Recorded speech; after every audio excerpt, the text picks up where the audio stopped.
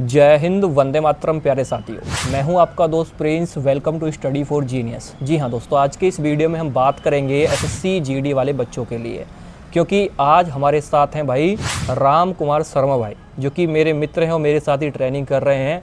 और इनको मैं बहुत ज़्यादा दिनों के बाद यहाँ पर लाया हूँ, क्योंकि आज ये आप सभी को बताएंगे टॉपर बनने का राज। जी हाँ, क्योंकि एसएससी जीडी 2025 वाले एग्जाम में 2025 वाले एग्जाम में इनकी जो ऑल इंडिया रैंक है वो है 14, यानी 14 रैंक इनकी आई है। और ये समझिए, जहाँ पर 160 में से लगभग 130-135 लाना बहुत ज़्यादा भारी पड़ जाता है एक घंटे के अंदर, इनकी 150 प्लस इनका स्कोर आया है। क्यों भाई राम भाई, इतना ही आया है? कितना? जी 155 155 प्लस इनका स्कोर आया है। और भाई राम भाई आपको बताएंगे कि इनका स्कोर मतलब कितना था, और जो हमारे ऑल इंडिया AIR बन रहे हैं, ऑल इंडिया रैंक बन रहे हैं एसएससी जीडी के, उनके कितने नंबर थे उनसे भी कंपेयर करेंगे, तो आप खुद समझ जाएंगे कि भाई राम भाई ने कितनी मेहनत की है। तो भाई राम भाई हमें यहाँ पर बताएंगे कि इन्होंने तैयारी कैसे करी और कैसे AIR 14 बनने का राज है वो आप सभी को बताएंगे, क्योंकि हमारे साथ ही दोस्तों ये ट्रेनिंग कर रहे हैं उत्तर प्रदेश पुलिस में। तो राम भाई बताइए कि आपका जो था क्या तरीका रहा पढ़ने का? सबसे पहले मैं अपने टाइम टेबल जो मैंने बना रखा था उसको फॉलो किया कराया, और इसमें सबसे इम्पोर्टेंट था जो मैं मॉक लगाता था वो एनालाइज करना बेहतरीन तरीक़ा से। और मेरे पर डे मेरा ये था कि मेरे को मैथ के इतने क्वेश्चन लगाने, रीजनिंग के इतने लगाने हैं, और जीएस मेरे को इतने घंटे पढ़ने, मतलब टारगेट फिक्स कर रखा था पूरा ऑल ओवर जितना भी था सुबह से शाम तक का टाइम से चल रहा था। जितना मेरे को टाइम करना है उतना मेरे को करना, और मेरे को आखिरी में आके मेरे को ये था कि मेरे को इतने देर में इतने सवाल करने हैं, और पर डे मेरा यही रहता था लास्ट में 50 से 100 क्वेश्चन मैथ के, मतलब टाइम लगा के जो है मैथ के क्वेश्चन सॉल्व करना, रीजनिंग के क्वेश्चन सॉल्व करना, बिल्कुल टाइम से टाइम। मतलब ये था भाई। देखो एसएससी जीडी में आप सभी को पता है 1 घंटे का टाइम मिलता है। अब 1 घंटे में बहुत सारे बच्चे तो ऐसे होते हैं जो कम से कम 80 क्वेश्चन पे से मात्र 50-55 क्वेश्चन पर ही पहुँच पाते हैं जब वो ये रीजनिंग और मैथ करना शुरू कर देते हैं। तो भाई राम भाई का ये सिस्टम रहा, इन्होंने जो है टाइम फिक्स करा कि इतने मिनट में इतने क्वेश्चन निपटाने हैं मैथ के और रीजनिंग के निपटाने हैं। तो ये मॉक से अलग अच्छा, मॉक से अलग प्रीवियस ईयर मतलब आपने 100 क्वेश्चन ले लिए और 100 क्वेश्चन इतने मिनट में निपटाने हैं, या इतने घंटे में जो भी आपने टाइम फिक्स करा इतने में निपटाने हैं वो। और सबसे बड़ी बात है जो मैं आपको बताना चाहूँगा कि ये नहीं कि एसएससी जीडी की तैयारी कर रहे हैं तो जीडी के ही, मैंने CGL के भी मॉक लगाए हैं, मैंने CPO के भी लगाए हैं, ऑल ओवर। ऐसा मैंने कोई सा एग्ज़ाम नहीं छोड़ा जिसके मैंने क्वेश्चन नहीं लगाए हों। तो भाई ये राम भाई बहुत बड़ी बात कह रहे हैं कि ये नहीं है कि एसएससी जीडी तैयारी कर रहे हो तो एसएससी जीडी के PY क्यों लगाओ। इन्होंने क्या काम करा है, CHSL के उठा लिए, CGL के ले लिए, और MTS के जो भी मतलब एसएससी जो प्रीवियस ईयर पूछती है अपने, और भी बहुत सारे एग्जाम एसएससी के CGL तक के इन्होंने यहाँ पर मॉक लगाए हैं भाई। तो जब जाके इनका जो यहाँ पर रैंक आई है वो 14 आई है, समझ रहे हो। तो अब आप ये बताइए, जो बच्चे भाई मैथ में कमज़ोर है उनके लिए क्या कहना चाहोगे? आप अपनी बेहतरीन प्रैक्टिस करें, और जो क्वेश्चन गलत है उन पे थोड़ा गौर करें कि कहाँ पे मिस्टेक हो रही है, कहाँ पे क्या है, कहाँ पे सुधार कर सकते हैं। अगर आपको मैथ में थोड़ी सी भी दिक्कत है तो आप पॉइंट से जाओ कि मेरे को ये थोड़ा ये क्वेश्चन में मतलब दिक्कत बन रही है। हाँ, मतलब जैसे तो उसी की वीडियो देखो या किसी से पूछो। हाँ भाई, ये नहीं कि पूरा एक चैप्टर है, एक क्वेश्चन के लिए पूरा एक चैप्टर। हाँ, मतलब ये भाई राम भाई का कहना ये है कि अगर जैसे मान के चलो आप प्रॉफिट एंड लॉस के क्वेश्चन पर अटक चुके हो तो आपको उसी टाइप का क्वेश्चन लगाने चाहिए, जिससे कि आपको जो है वहाँ पर आपके जो उस प्रॉफिट लॉस का जो क्वेश्चन है आगे जाके गलत ना हो। तो ये भाई मेरी भी यही रही थी एसएससी जीडी में, जब मेरा भी सिलेक्शन हुआ था असम राइफल के अंदर। लेकिन राम भाई का तो अलग सिस्टम रहा था, मेरा थोड़ा अलग रहा था, क्योंकि भाई ये टॉपर है, इन्होंने अलग हिसाब से तैयारी की थी। तो सबका अलग अलग एक वो होता है। देखो अगर आपको तैयारी करनी है तो इन्होंने बहुत अच्छा तरीका बताया। ऐसा नहीं कि आप 20 क्वेश्चन लगाओ, आप यहाँ पर जो है 100 क्वेश्चन उठाओ और 100 क्वेश्चन को इतने मिनट में टारगेट करो पूरा कि भाई इतने मिनट में मुझे करने ही करने हैं। तो भाई अब हिंदी के लिए आपने क्या रणनीति अपनाई थी? हिंदी में बहुत सारे बच्चे ऐसे होते हैं जो कमज़ोर होते हैं, हिंदी नहीं कर पाते हैं।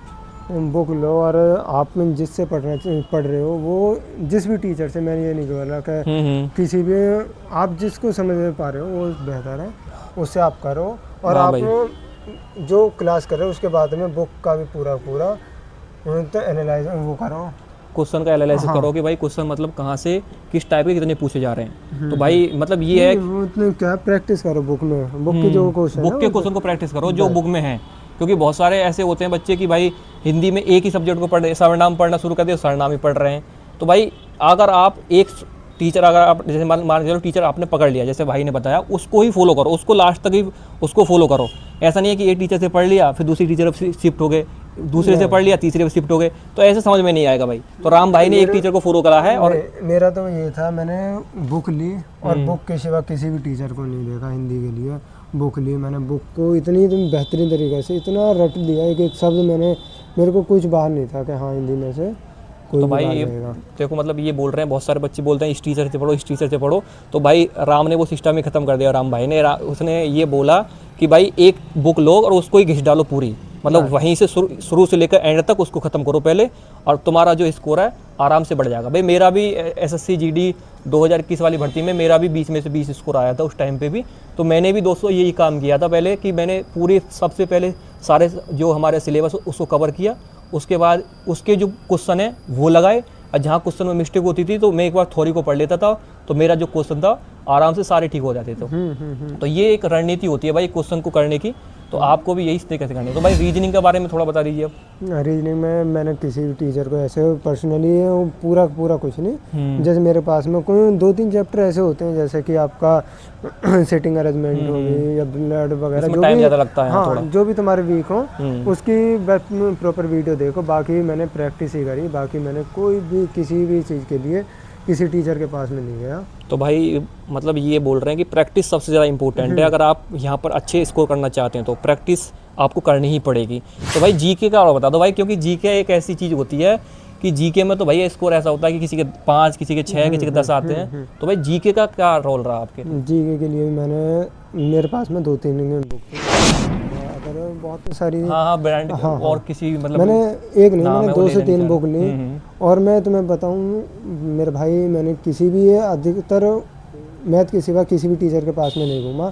मैंने अपनी बुक ली और बुक को इतनी बेहतरीन तरीका से, और आज भी मैं हाँ जीके के लिए भी तो 3-4 बुकों से तैयारी करी है बुक। तो भाई वो प्रैक्टिस कहाँ से करी थी जीके की? फिर तो जितने ऑनलाइन करी थी या किताब से करी थी? मैंने बुक खरीदी, बुक पूरी पढ़ ली। उसके बाद में जितने भी अभी मेरे रिसेंट में कोई भी एग्जाम हुआ उसके पूरे क्वेश्चन लगा देने। अच्छा जो फिर कोई सा एग्जाम हुआ तो मतलब पीवाई क्वेश्चन वाली भी तो बुक ली होगी आपने कोई, मतलब जो एमसीक्यू वाली क्वेश्चन थ्योरी की और एमसीक्यू वाली बुक नहीं है? थ्योरी मैं ओनली थ्योरी पढ़ी करा बुक से। अच्छा। उसके बाद में जितने भी क्वेश्चन, जितने भी अभी रिसेंट में जैसे CHSL का आंसर भी आई, उसके सारे जीके के क्वेश्चन अच्छा हाँ, मतलब ये भाई MTS के आए उसके पूरे क्वेश्चन लगा देने, जितने प्रीवियस रिसेंटली जितने तो भाई ये है टॉपर बनने का राज। मतलब जो प्रीवियस ईयर क्वेश्चन होते हैं वही होते हैं भाई आपके एग्जाम में फंसने वाले क्वेश्चन। जैसे भाई ने बताया कि भाई जैसे CHSL आई तो CHSL के इंपॉर्टेंट क्वेश्चन लगा दिए। अब जैसे और मान के लो CGL आया तो CGL के लगा दिए, MTS आया तो MTS के प्रीवियस लगा दिए। थ्योरी में बुक से तो वहाँ से भाई कुछ क्वेश्चन फंसे भी थे जब आपके प्रीवियस आप लगाए थे? हाँ लमसम तकरीबन मेरे जो लास्ट में मैंने 3 से 4 दिन में पढ़े थे एग्जाम के लिए, तो तकरीबन मेरे को 12 से 13 क्वेश्चन वहीं से फंसे।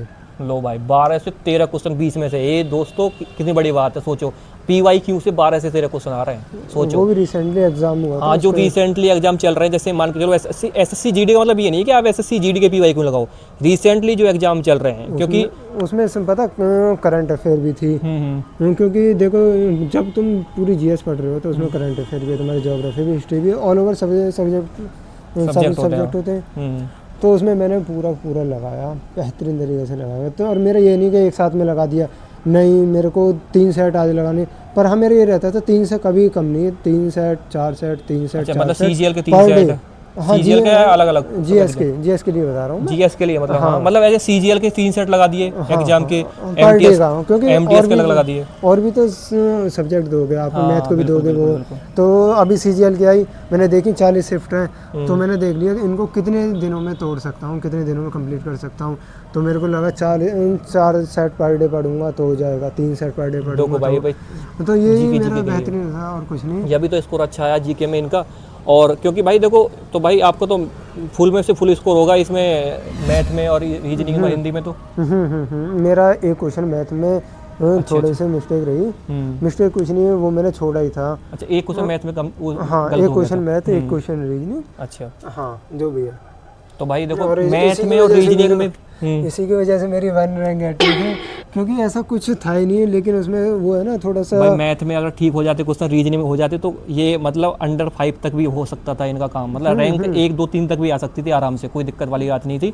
जो इनके क्वेश्चन गलत हुए हैं तो गलत नहीं, वो छोड़े ही थे मैंने। अच्छा छोड़ दिए थे। हाँ, रीजनिंग का गलत हुआ था, मैथ का छोड़ दिया। अच्छा मैथ का एक छोड़ दिया था। वो क्या था, मेरे पास इतनी गौर से पढ़ा नहीं मैंने देखा यार आंसर नहीं आ रहा, मतलब क्वेश्चन समझ में नहीं आया होगा या तो क्वेश्चन रॉन्ग समझ लिया। हाँ क्वेश्चन थोड़ा सा मतलब ऐसा होता है कि हम जो क्वेश्चन करते जाते हैं ना तो हमारे दिमाग में कभी कभी ऐसा हो जाता है कि भाई सही क्वेश्चन भी गलत हो जाता है। ऐसा अक्सर आपके साथ भी होगा। तो ऐसे ही भाई राम कुमार शर्मा के साथ हुआ है। तो इन्होंने भी एक क्वेश्चन छोड़ा है मैथ में और एक क्वेश्चन इनका रीजनिंग में गलत है। देखो गलती हर किसी से होती है भाई, टॉपर से भी ऐसा नहीं है कि वो पढ़ाई करते तो उन सबसे गलती हो जाती है, ऐसी बात नहीं है। तो बस इतना ही मैं कहूँगा यहाँ पर। राम भाई ने बहुत अच्छी एक अपना बताया, जर्नी बताई। तो राम भाई हमारे मित्र भी रहे हैं भाई, बताइए भाई मित्र के बारे में। जेडीसी से साथ हैं और जेडी ज्वाइन लेटर भी एक साथ लेने गए थे हम यू पुलिस का, और हमारी बस में मुलाकात हुई थी उस टाइम पे। और मुझे नहीं पता था कि भाई हमारे बीच में से ही हमारा जो दोस्त है वो टॉपर बन जाएगा एसएससी जीडी में।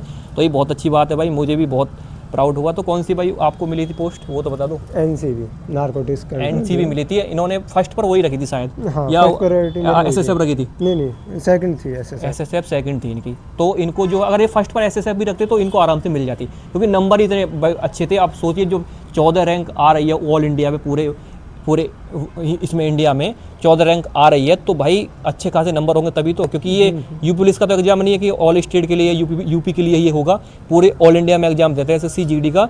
वहाँ से इनकी रैंक 14 आई है, 14 आई है। मैं एक बात बता दूं, जैसे अभी जीडी का एग्ज़ाम आने वाला, उसके लिए मैं जो कुछ सोच रहा हूँ, जैसे बच्चे हैं परेशान रहते हैं, तो जी आपकी करंट अफेयर रही, जी के जीएस रही, क्योंकि मैंने अधिकतर बहुत सारे एग्ज़ाम दिए हैं, तो तकरीबन मैं 500 क्वेश्चन लमसम ऑल ओवर सबके वो मैं अपने चैनल पे डाल दूंगा। मेरा तो राम शर्मा AIR 14 से चैनल है। हाँ, तो भाई इनके चैनल पे चले जाना। मैथ के भी तकरीबन मैं ये नहीं कि 1000 क्वेश्चन कराऊंगा, 10,000 नहीं, 100 से 150 क्वेश्चन मैथ के, आपको 500 क्वेश्चन जी के जीएस। अच्छा, जो इंपोर्टेंट क्वेश्चन है वो अपने चैनल पे करा देंगे। तो इनका चैनल, एक बार चैनल का नाम बता दो भाई।